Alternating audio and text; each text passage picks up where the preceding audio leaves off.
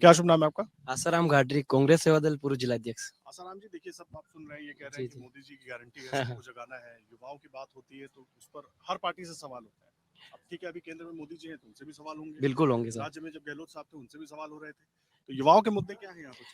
यहाँ पे युवाओं के मुद्दे बहुत सारे हैं और मैं मीडिया के माध्यम से एक ही बात बोलना चाहता हूँ कि युवाओं के लिए न बीजेपी सरकार ने कभी सोचा था न सोचेगी। ये धर्म के नाम पे राजनीति करती है। कभी राम मंदिर, कभी गौ माता। गौ माता का इन्होंने बदल दिया, गौ माता को तो इन्होंने साइड में रख दिया। अभी ये राम मंदिर, राम भगवान के गले में फोटो लटका के घूम रहे कि भाई हमें वोट दो। आप वोट विकास के नाम पे वोट मांगो ना, आप राम मंदिर को लेके क्यों आते हो? राम भगवान हमारे भी है, आस्था हमारे भी है। मैंने रुद्राक्ष पहन रखा है, मैं खुद शिव भक्त हूँ। हम भी मानते हैं हिंदू भगवान। ऐसा थोड़ी कि हम, इन्होंने ऐसी छवि बना दी भाई ये मुसलमान सपोर्ट पार्टी, बाकी ऐसा कुछ नहीं है। अब ये बार बार बोलते हैं कि हम जो राम को लाए हम उनको लाएंगे। अरे मैं मीडिया के माध्यम से बोलना चाहता हूँ, राम को ये लाए बीजेपी वाले। राम कब से आए हुए, इनको पता ही नहीं राम कब आए। ये कुल मिला के धर्म के नाम पे गुमराह कर रहे हैं जनता को, बाकी ऐसा कुछ नहीं है। और यहाँ पे कोई टक्कर नहीं है, ये बीजेपी आपस में ही लड़ा रही है। अगर आपस में नहीं लड़ा रही, कभी एक एमएलए को इधर जोड़ रहे, कभी उधर जा रहा है, निर्दलीय तो इधर ला रहे। उससे बढ़िया है कि ये युवाओं की नहीं सोच है, इनकी पार्टी में किसको लाना, किसको क्या करना, किसकी चल रही, किसको स्टेज पे धक्के देने, वो काम कर रहे हैं। बाकी एक तरफा माहौल है उदयलाल जी आजना का, और निश्चित रूप से हम लगभग 2 लाख वोट। कैसे एक तरफा माहौल है? आप अगर, क्योंकि लोकसभा चुनाव है, आप अगर प्रचार का दौर देखें, प्रधानमंत्री नरेंद्र मोदी देश के अलग अलग हिस्सों में प्रचार कर रहे हैं। कल चूरू में थे, आज वो पुष्कर होंगे, और इसके अलावा दूसरे राज्यों में भी पहुंच रहे हैं। अभी कांग्रेस पार्टी का कोई बड़ा नेता कहीं दिख ही नहीं रहा। राहुल गांधी नहीं दिख रहे हैं, सोनिया गांधी नहीं दिख रही, कोई दूसरा बड़ा नेता भी नहीं दिख रहा। तो आप लोग तो पीछे लग रहा है कि हार मानकर बैठे हुए, ऐसा है क्या? नहीं नहीं, कोई हार नहीं मानी है। कांग्रेस पार्टी के सारे नेता अभी जयपुर में है सम्मेलन, महासम्मेलन। उसमें सोनिया जी गांधी, प्रियंका जी गांधी, राहुल गांधी जी, मल्लिकार्जुन खड़गे जी, सारे नेता आ रहे। और अभी चित्तौड़ में आके गए। खड़गे साहब आए, राष्ट्रीय अध्यक्ष। पायलट साहब आए, हमारे लोकप्रिय नेता। जो पायलट साहब है तो पूरे इंडिया के नेता है, और पायलट साहब की वजह से इस बार लगभग 15-20 सीट आराम से कांग्रेस प्लस आएगी। 15-20 सीट राजस्थान से लेकर आएंगे? 15 सीट। देखिए, कह रहे हैं 15-20 सीटें आने वाली, इधर देखकर बताइएगा। 15-20 सीटें आने वाली कांग्रेस पार्टी की।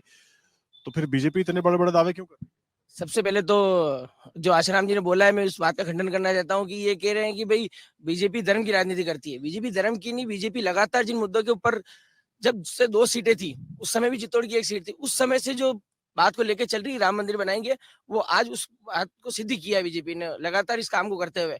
और दूसरी बात, जैसे कि ये कह रहे हैं कि 15 सीटें आएगी, तो हो सकता है कि इनके कार्यकर्ताओं को कुछ, इनके नेताओं ने कुछ ऐसा कुछ जड़ी बूटी दी हो, ऐसी कुछ जड़ी बूटी दी हो कि भाई हम लोग 15 सीटें लाएंगे।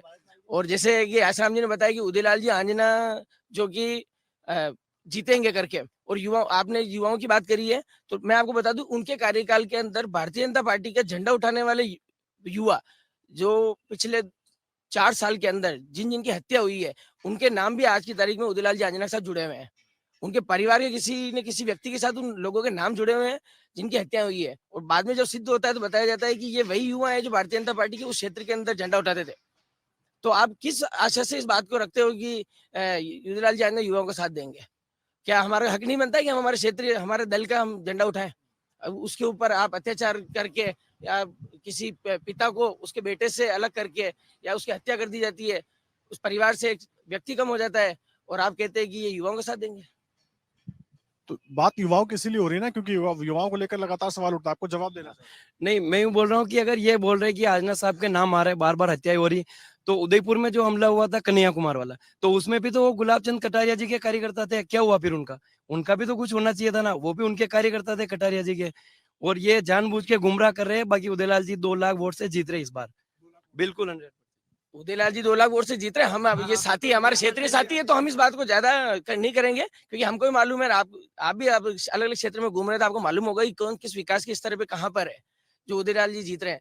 और रही बात कन्हैया कुमार वाली बात जो ये कर रहे हैं, तो मुझे नहीं लगता कि उदयपुर में कन्हैया कुमार, उदयलाल जी आंजना उदयपुर से लड़ने वाले हैं। हम चित्तौड़ में, चित्तौड़ लोकसभा की बात करते हैं। चित्तौड़ लोकसभा के लिए युवाओं और किसानों के लिए, तो ये बीजेपी के नेता बार बार कन्हैया कुमार की बात करते हैं, उनकी हत्या का जिक्र करते हैं, राम मंदिर का जिक्र करते हैं। ये क्या ध्रुवीकरण की कोशिश है?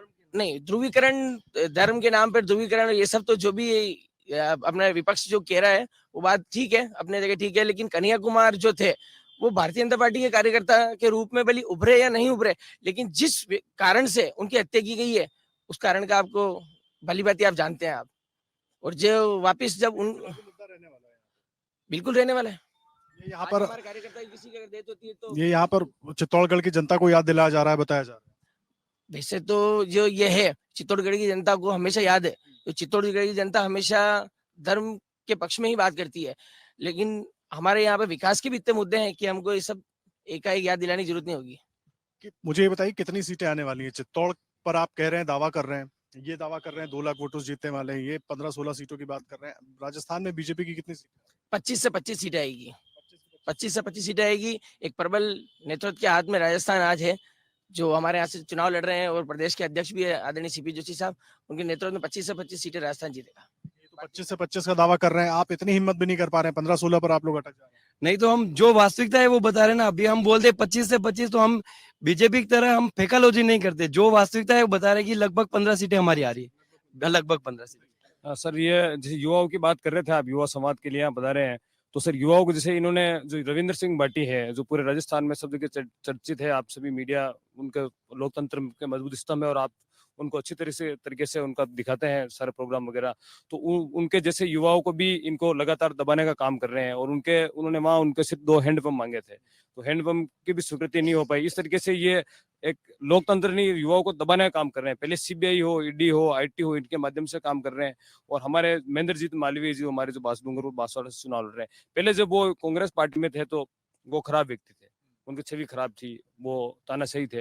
अब भारतीय जनता पार्टी में आए तो इनके ये चुनाव लड़ रहे हैं। इसी प्रकार ये कांग्रेस मुक्त भारत की लगातार बात करते आ रहे हैं पिछले काफी 2 साल, जब से चुनाव जीते ये बात कर रहे हैं। अभी मेरे को कांग्रेस मुक्त भारत तो नहीं, लेकिन कांग्रेस युक्त बीजेपी पूरी तरीके से नजर आ रही है, क्योंकि इनके आधे से ज्यादा सांसद और कार्यकर्ता हमारे हो गए हैं। और ये और राजनीतिक लड़ाई जो है विचारधारा की लड़ाई है। अगर मेरा कोई विचार है तो मेरे पर्सनल आइडियोलॉजी मेरी वही रहेगी, मैं चाहे किसी भी जगह जाऊं, किसी भी जगह रहूं। तो इनकी खुद की पार्टी हमारी अपने लोगों को बीजेपी में डाल के धीरे-धीरे बीजेपी पर कब्जा करने की आप लोगों की साजिश तो नहीं? नहीं, ये हमारी कोई साजिश नहीं है सर, ये खुद कांग्रेस युक्त कर रहे हैं सर। और हमारे यहाँ से जो कचरा है सर, जो लोग चला गया, जो भ्रष्टाचारी लोग थे, जो गलत लोग थे, वो लोग इनके पास गए। और जो मजबूत लोग हैं, जब आप संघर्ष का समय आता है पार्टी का, तो मजबूत योद्धा खड़े रहते हैं। और हमारे पास मजबूत लोग हमारे बीच में खड़े हैं, और इन मजबूत योद्धाओं से, कांग्रेस पार्टी के नेताओं कार्यकर्ताओं से हम निश्चित रूप से चुनाव जीतेंगे। कचरा ले गए आप उठा के? ये कचरा 70 साल तक तो नहीं छोड़ा था इन्होंने। आज से 2-4 महीने पहले विधानसभा चुनाव था, जब गौरव वल्लभ जी कांग्रेस में थे, जब तो कचरा नहीं थे, लगातार उनके लिए इन्होंने ही बड़ी बातें करी थी। इससे पहले जो हमारे यहाँ से कुछ प्रधान और ऐसे प्रतिनिधि जो भी इधर आए हैं, उससे 4 महीने पहले वो भी सब सुने रहे थे। अब ये बीजेपी के ऊपर इल्जाम तो लगाते हैं। इल्जाम लगाते हैं, ठीक है, वो गुस्से में इल्जाम लगा रहे हैं, लेकिन सवाल तो है ना। आप अजीत पवार को ले जाते हैं, इरिगेशन घोटाले की बात होती है, खुद प्रधानमंत्री नरेंद्र मोदी मंच से कहते हैं, देवेंद्र फडणवीस कहते हैं अजीत दादा चक्की पिसिंग, फिर उनको डिप्टी सीएम बना देते हैं। आप छगन भुजबल को ले जाते हैं, आप प्रफुल्ल पटेल का केस खत्म हो जाता है आपके साथ जाते ही, तो सवाल तो उठेंगे ना। बिल्कुल सवाल उठने चाहिए, सवाल उठाना इनका काम है, जवाब देने के लिए हम तैयार हैं। इस चुनाव के अंदर इस बात का जवाब दे दिया जाएगा। और अगर आप कह रहे हैं कि आपके साथ चला गया वो अच्छा है, जवाब लोकसभा चुनाव में होगा। अगर आप ये वीडियो YouTube पर देख रहे हैं तो हमारे चैनल को सब्सक्राइब करें और बेल आइकन को दबाना ना भूलें। अगर आप Facebook पर ये वीडियो देख रहे हैं तो हमारे पेज को लाइक करें।